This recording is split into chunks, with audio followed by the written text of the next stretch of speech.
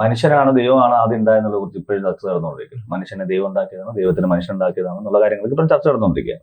മരണം എന്താണെന്ന് അറിയാത്ത ഒരു സമയം, എന്തുകൊണ്ട് ഈ അസുഖങ്ങളൊക്കെ വരുന്നു, അറിയാത്തൊരു കാര്യം സംഭവിച്ചുകൊണ്ടിരിക്കുന്നു. അപ്പം അറിയത്തില്ല എന്താണ് സംഭവിക്കുന്നത്. അപ്പം എന്ത് ചെയ്തു മനുഷ്യരെന്ത്, സിവിലൈസ്ഡ് ആയി വന്നുകൊണ്ടിരുന്ന മനുഷ്യരെന്ത് ചെയ്തു, നമ്മളിൽ നിന്നും സുപ്പീരിയർ ആയിട്ട് കാണുന്നത്, അതായത് സൺ ഗോഡ്, മഴ, അങ്ങനെയുള്ള സാധനങ്ങളൊക്കെ ദൈവമാക്കി മാറ്റി, നമ്മളൊക്കെ പേടിയുള്ളതാക്കി മാറ്റി. അപ്പൊ എന്ത് ചെയ്യുന്നു, ഈ പേടിയുള്ളതിനെ നമ്മൾ പ്രാർത്ഥിക്കുന്നത് പോലെ, അല്ലെങ്കിൽ അതിലേക്ക് നേരത്തെ പറഞ്ഞ പോലെ എനർജി നമ്മൾ കൊടുക്കുമ്പോൾ നമുക്ക് എന്തെങ്കിലും തിരിച്ചു കിട്ടുന്നു എന്നുള്ളൊരു സാധനം നമ്മൾ സ്വന്തമായിട്ട് ബിലീവ് ചെയ്ത് തുടങ്ങി. നമ്മൾ സ്വന്തമായിട്ട്, മനുഷ്യർ സ്വന്തമായിട്ട് ബിലീവ് ചെയ്ത് തുടങ്ങി.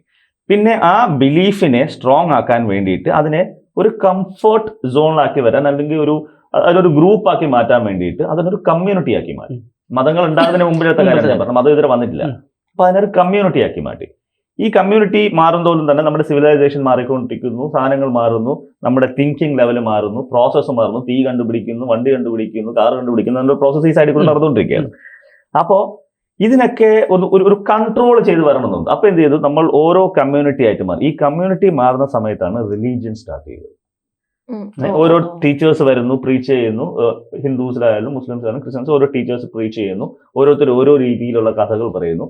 ഇതിന്റെ എല്ലാം അണ്ടർലൈൻഡ് ആയിട്ടുള്ള വളരെ സ്ട്രോങ് ആയിട്ടുള്ള പോയിന്റ് എന്ന് പറഞ്ഞാൽ എല്ലാവരും ഒരു ട്രഡീഷണൽ വേ, അല്ലെങ്കിൽ ഒരു കൾച്ചർ ഉണ്ടാക്കുക, അതിനൊരു പ്രോപ്പർ ഒരു കമ്മ്യൂണിറ്റിക്ക് ഒരു ഗൈഡൻസ് വരിക, ആൾക്കാരുടെ ഉള്ളിൽ ഒരു ഭയം ഉണ്ടാക്കുക, നീ ചെയ്യുന്നത് തെറ്റാണെന്ന് പറഞ്ഞാൽ ഭയം ഉണ്ടാക്കുക. ബൈബിളും ബാക്കിയുള്ളവർ വായിക്കുമ്പോൾ മനസ്സിലാവും ആൾക്കാർ അത് പല രീതിയിലും വ്യാഖ്യാനിക്കുന്നുണ്ടെങ്കിലും അതിന്റെ ശരിക്കുള്ള അർത്ഥം എന്ന് പറയുന്നത് വളരെ നല്ല കാര്യങ്ങൾ ചെയ്യാൻ തന്നെയാണ്. അത് തന്നെയാണ്. ഒരു മതത്തിലും പറയുന്നില്ല മറ്റവനെ പോയി കൊല്ലാനോ അവൻ മോശമാണെന്ന് ഒരു മതത്തിലും പറയുന്നില്ലാണ് ഞാൻ വിശ്വസിക്കുന്നത്. അപ്പം ഇതിനെ കാലക്രമേണ മനുഷ്യർ തന്നെ, നമ്മൾ തന്നെ ഓരോ സ്ഥാനങ്ങളിലേക്ക് എത്തുമ്പോൾ വാട്ട് വി നീഡ് പവർ. നമ്മുടെ ബുദ്ധി അങ്ങനെ ആയിത്തരും. പവർ ഉണ്ടെങ്കിൽ മാത്രമേ ഇവർ നമ്മളെ അനുസരിക്കൂ. അപ്പം അതിൽ നിന്ന് എന്തായി, കമ്മ്യൂണിറ്റിയുടെ ഓരോ തലങ്ങളുണ്ടായി. രാജാവ്, മന്ത്രി, ഭടൻ, അങ്ങനത്തെ ഒരു സാധനങ്ങളുണ്ടല്ലോ. അപ്പൊ അത് തന്നെ ഈ നായർ, ഈ പറയുന്ന സാധനങ്ങൾ മുസ്ലിംസിലാണെങ്കിൽ അങ്ങനെ, ക്രിസ്ത്യൻസിലാണെങ്കിൽ അങ്ങനെ പല പല വിഭാഗങ്ങളുണ്ടല്ലോ. ഇതിൽ എന്താ പറ്റി, ഈ ഡിവിഷൻ, ഇംഗ്ലണ്ട് ബ്രിട്ടീഷ് കാര്യങ്ങളൊക്കെ ഡിവിഷൻ വന്നപ്പോഴത്തേക്ക് പലർക്കും ഒരു ID കാർഡ് വേണമായിരുന്നു, അല്ലെങ്കിൽ ഒരു ID വേണമായിരുന്നു. ഇവരെന്താ ചെയ്യുക, ഓരോ സ്ഥലങ്ങളിൽ നിന്നുള്ള ആൾക്കാർ അവിടെ മാക്സിമം ചെയ്യുന്ന ജോലികൾ ഏതാണെന്ന് വെച്ചാൽ അവരെ അങ്ങോട്ട് സ്വന്തമായിട്ടൊരു കമ്മ്യൂണിറ്റി ആക്കി. ഫാമേഴ്സിന് കുലം മാതിരിയായി. ഫാമേഴ്സിന് അത് ഈ ജോലി ചെയ്യുന്നവർക്ക് ഈ കമ്മ്യൂണിറ്റി, ഈ ജോലി ചെയ്യുന്നവർ ഈ കമ്മ്യൂണിറ്റി എന്ന് പറഞ്ഞാൽ നമ്മളാണല്ലോ പേര് കൊടുത്തത്, ദൈവമല്ലേ പേര് കൊടുത്തത്. അതാണ് ഞാൻ മനസ്സിലാക്കിയിട്ടുള്ളത്.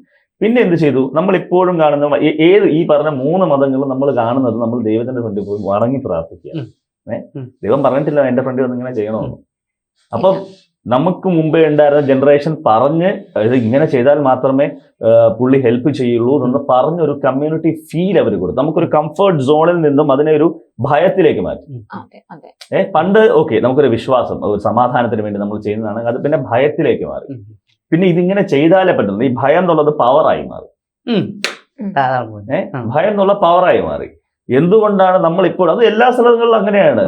പുറത്തുള്ള സ്ഥലങ്ങളിൽ വി ഗിവ് ആപ്ലിക്കേഷൻ, നമ്മൾ അപേക്ഷയാണ് കൊടുക്കുന്നത്. അപേക്ഷ കൊടുക്കാനുള്ള സ്ഥലങ്ങളല്ല ഗവൺമെന്റ് സ്ഥാപനങ്ങൾ. നമ്മൾ ടാക്സ് കൊണ്ട് നിന്ന് ജീവിക്കുന്ന ആൾക്കാർക്ക് നമ്മൾ അപേക്ഷയല്ല കൊടുക്കേണ്ടത്, നമ്മുടെ റിക്വയർമെന്റ് ആണ് നമ്മൾ പറയുന്നത്. ഇത് ജനറേഷൻ ആയിട്ട് മാറിക്കൊണ്ട് ഇന്നും നമ്മൾ കാണുന്നുണ്ട്. പല രീതിയിലുള്ള ആൾക്കാര് ഇന്നും നമ്മൾ പല സ്ഥലങ്ങളിൽ പോകുമ്പോൾ അവരുടെ കയ്യിൽ തൊടാതെ, അവരുടെ വീട്ടിൽ നിന്ന് വെള്ളം മേടിച്ചു കൊടുക്കാതെ, തൊട്ടു തീണ്ടായ്മ ഒക്കെ ഉള്ള ആൾക്കാർ ഇന്നും ഉണ്ട്. ഇന്ന് നോർത്തിലുണ്ട്, സൗത്തിൽ എത്രത്തോളം ഉണ്ടെന്ന് എനിക്കറിയില്ല, പക്ഷെ ഇന്നും ഉണ്ട്. പണ്ട് മരത്തിൽ തെങ്ങ് ചെത്താൻ വരുന്ന ഒരു വിഭാഗത്തിന്റെ മാത്രം പറയുന്ന ഒരു പേരുണ്ട്, ഇന്നത്തെ പറയത്ത് പോലും ഇല്ല. പക്ഷെ ഇന്ന് തമാശക്ക് പറയുന്നവരുണ്ട്. മനസ്സിലല്ലേ?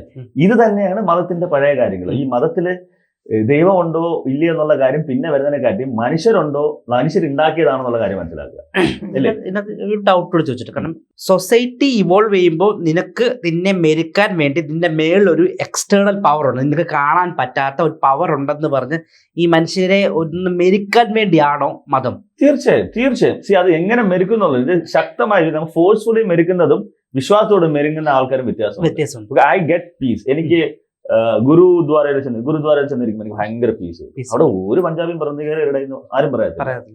എന്നാൽ ബാക്കി ഹിന്ദുസിലും മുസ്ലിംസിലായാലും ക്രിസ്ത്യൻസിലും പല ആൾക്കാരും അവരുടെ ഒരു കൾച്ചറിലേക്ക് അല്ലെങ്കിൽ റിലീജിയനിലേക്ക് വരാൻ വേണ്ടി പുഷ് ചെയ്യുന്നുണ്ട്. നാട്ടുമ്പുറങ്ങൾ എല്ലായിടത്തും ഉണ്ടോ ഞാൻ പറയുന്നില്ല. അവർ തന്നെ മൈൻഡ് വാഷ് ഒക്കെ ബ്രെയിൻ വാഷ് ഒക്കെ ചെയ്യിപ്പിച്ച് അങ്ങനെ പുഷ് ചെയ്യുന്ന ആൾക്കാർ ഇല്ലേ? അവർക്ക് എന്താ വേണ്ടത്? മതത്തിന്റെ പേരിൽ നേരത്തെ വർഷങ്ങളായിട്ട് നൂറ്റാണ്ടുകളായിട്ട് ഉണ്ടാക്കി വച്ചിരിക്കുന്ന ആ ഒരു ട്രഡീഷൻ പൊളിക്കാതെ തന്നെ ഇവരുടെ പവർ മെയിൻറ്റെയിൻ ചെയ്തതുകൊണ്ട് ഇവർ സുപ്രീം പവർ ആണ്. ഇവിടെ ആൾക്കാർ കൂടണം. ഇവർ പറയുന്നത് വിശ്വസിക്കാൻ, ഇവരെ കമ്മ്യൂണിറ്റി വിശ്വസിക്കാൻ, ഇവർ ചെയ്യുന്നത് ശരിയാണെന്ന് വിശ്വസിക്കാനും വിശ്വസിപ്പിക്കാനും ഉള്ള ആൾക്കാർക്ക് അവർക്ക് വേണം, ഫോളോവേഴ്സ് അവർക്ക് വേണം. മനസ്സിലായില്ലേ? അല്ലാതെ നമ്മുടെ അടുത്ത് പേഴ്സണലി വന്നിട്ട് ഇങ്ങനെയുണ്ട്, ഇങ്ങനത്തെ സാധനങ്ങളൊക്കെ ഉണ്ട്, ഇത് ട്രഡീഷൻ ആണ്, ഇതിൽ ചിലപ്പോൾ ഇങ്ങനത്തെ സത്യങ്ങൾ, അങ്ങനെ എത്ര പേര് പറഞ്ഞു കേട്ടിട്ടുണ്ട്? ഒരിക്കലും ആരും പറയില്ല. എല്ലാവരും അവരിലേക്ക് ആളെ ചേർക്കാനേ നോക്കും. പറയുന്നുണ്ടില്ല, ഞാൻ പറയുന്നില്ല. എല്ലാ മതങ്ങളിലും ഓരോ മാസം വീതം വ്രതമുണ്ട്. ഇപ്പൊ റംസാൻ മാസം നമുക്കും ക്രിസ്ത്യാനിറ്റിക്കും 50 നോമ്പുള്ള സമയം നടക്കുകയാണ്. അതേപോലെ സമയം തന്നെ ശബരിമല പോകുന്നത് സമയത്ത് അവർക്ക് ആ സീസൺ എല്ലാ മതത്തിലും ഉണ്ട്.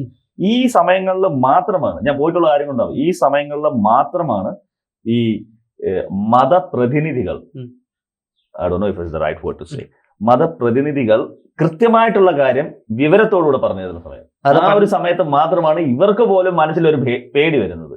നോമ്പ് സമയമായതുകൊണ്ട്. നോമ്പ് സമയമാകുമ്പോൾ നന്നാവുന്ന എത്ര കൂട്ടുകാരുണ്ട് എനിക്ക്? നോമ്പ് സമയം മാത്രം നന്നാവാറുള്ള sense, you know what I am trying to say. ബാക്കിയുള്ള ഇഷ്ടമുള്ള കാര്യങ്ങൾ ചെയ്യാതിരിക്കുക എന്നുള്ളതാണല്ലോ നോമ്പിന്റെ ഒരു സാധനം. അതാണ് ഒരു സാധനം അല്ലേ? അതാണ് നമ്മൾ പല കാര്യങ്ങളും വേണ്ടാന്ന് വെക്കുന്നത്. അപ്പം ഈ ഒരു ഭയം ഇവരുടെ മനസ്സിൽ ഉള്ളത് കൊണ്ട് നിങ്ങളത് പോയാൽ മനസ്സിലാകുമായിരിക്കും. ആ ഒരു ക്ലാസ്സസ് അല്ലെങ്കിൽ എല്ലാ ദിവസവും രാത്രിയുള്ള പള്ളിയിലും അമ്പലത്തിലും ഒക്കെയുള്ള സംസാരത്തിൽ നമുക്ക് മനസ്സിലാവും ഒരു മയം വന്നിട്ടുണ്ട്. ബാക്കി വെള്ളിയാഴ്ചകളിലോ എപ്പോഴാണ് ഈ അമ്പലങ്ങളിലും പള്ളിയിലൊക്കെ ഉള്ള സ്ഥാനത്ത് അവർ ചെല്ലുമ്പോൾ വളരെ ഷൗട്ട് ചെയ്ത് സ്ട്രോങ് ആയിട്ട് പറഞ്ഞത് ഇത് ഇങ്ങനെ തന്നെയാണ്, ഇത് മറ്റവൻ ഇവനെ കൊന്നത് ഇതിന് വേണ്ടിയിട്ടാണ് എന്ന് പറയും. അതിന്റെ ബാക്കിലുള്ള കഥ ഇങ്ങനെ പറയുന്നില്ല, ഈ മൊത്തത്തിലുള്ള സമൂഹത്തിനെ രക്ഷിക്കാൻ വേണ്ടിയിട്ട് ഇങ്ങനെ ചെയ്തതാണ് ഇതിനുള്ള കാര്യം പറയുന്ന ഒരു സമയമാണിത്. അപ്പൊ അവിടെ എന്താണ്, ഇവർക്ക് ആരെയാണ് പേടി? ഇപ്പൊ അവർക്ക് റൂളിനാണ് പേടി, ഇവർ വിശ്വസിക്കുന്ന ഒരു ശക്തിയാണോ പേടി, നാട്ടുകാർ വിട്ടുപോകുമെന്നുള്ള പേടിയാണോ? ഇതിനേക്കാളൊക്കെ ഉപരി ഇപ്പൊ എല്ലാ മതത്തിലും, ഇപ്പോ മതങ്ങളുടെ പേര് പറയാതെ എല്ലാ മതങ്ങളിലും, നമ്മൾ ഇന്നേ വരെ കണ്ടിട്ടുള്ള എല്ലാ മതങ്ങളിലും ഇതിന് അവസാനിക്കുന്നത് മരിച്ചു കഴിഞ്ഞാൽ എവിടെ ചെല്ലും എന്നോ പറഞ്ഞിട്ട് ഇങ്ങനെ മനുഷ്യനെ പേടിപ്പിച്ചു വെച്ചിരിക്കുക. മരിച്ചു കഴിഞ്ഞാൽ ഒന്നെങ്കിൽ സ്വർഗം, ഒന്നെങ്കിൽ നരകം, അല്ലെങ്കിൽ കുറെ ജന്മങ്ങൾ, ഇങ്ങനെയൊക്കെ പറഞ്ഞപ്പോ അയ്യോ മരിച്ചു കഴിയുമ്പോ എനിക്ക് ഇങ്ങനെ സംഭവിക്കും, മരിച്ചു കഴിയുമ്പോ ഞാൻ ഇതാവും, ഞാൻ ഇങ്ങനെ ജീവിക്കണം എന്ന് പറഞ്ഞല്ലേ കൂടുതലും മനുഷ്യനെ ഈ ഭയം കയറ്റി വെച്ചിരിക്കുന്നത്. അതാണ് ഞാൻ നേരത്തെ പറഞ്ഞ ഈ ട്രഡീഷനും പവറും ഇവരുടെ സുപ്രീമസിയും ലെഗസിയും ഒക്കെ മെയിൻറ്റെയിൻ ചെയ്യാൻ വേണ്ടി ഇതിനു മുമ്പേ ഉണ്ടായിരുന്ന രാജാക്കന്മാര് അടിയാളന്മാരോട് കാണിച്ചിരുന്ന അത് സെയിം മരിച്ചു പോയവരാരും തിരിച്ചൊന്നും നമ്മളോട് പറഞ്ഞിട്ടില്ല. ഇപ്പൊ കഴിഞ്ഞ ദിവസം സമാധിയായി എന്ന് പറയുന്നു. ആ ഒരു സാധനം കണ്ട കേൾക്കുമ്പോൾ തന്നെ ചിരി വരുന്നു. പണ്ട് ഇങ്ങനെ അല്ലായിരുന്നു. കഴിഞ്ഞ 2 മാസം മുമ്പ് സമാധി എന്ന് പറഞ്ഞാൽ നമുക്ക് ആർക്കും ചിരി വരില്ലായിരുന്നു. ഇന്ന് അതൊരു തമാശയാക്കി മാറിയിട്ടുള്ളത് എന്തുകൊണ്ടാണ്? ഈ മാനിപ്പുലേഷൻ അവിടെ വർക്ക് ചെയ്തില്ല. അവർ കാണിക്കേണ്ട സ്ഥലത്ത് അത് കാണിച്ചില്ല. നേരെ തിരിച്ച് ഇത് റോമിലാണ് നടന്നത്.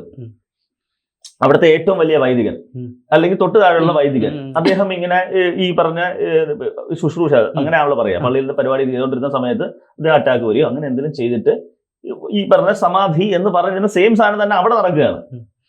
ആൾക്കാർക്ക് കിട്ടുന്ന ഇമേജ് പറയാം. ഇറ്റ്സ് ഓൾ ടുഗദർ ഡിഫറൻസ് ആണ്. എന്താ കാര്യം? ദേ ആർ മോർ സുപ്രീം എന്ന് നമ്മൾ ലോകത്തിൽ മൊത്തം വിചാരിച്ചു വെച്ചിരിക്കുകയാണ്. അതിന്റെ താഴെ വേറെ ലോകമില്ല, അതിന്റെ കൂടെ വേറെ ദൈവമില്ല എന്ന് വിചാരിച്ചു വെച്ചിരിക്കുന്നതാണ്. ഇല്ലേ? ഉയർത്തെഴുന്നേറ്റ് വന്നതാണ് നമ്മുടെ എല്ലാ ദൈവങ്ങളും. ഉയർത്തെഴുന്നേറ്റ് വന്നു എന്ന് എഴുതി വെച്ചിരിക്കുന്ന മനുഷ്യനാണ്.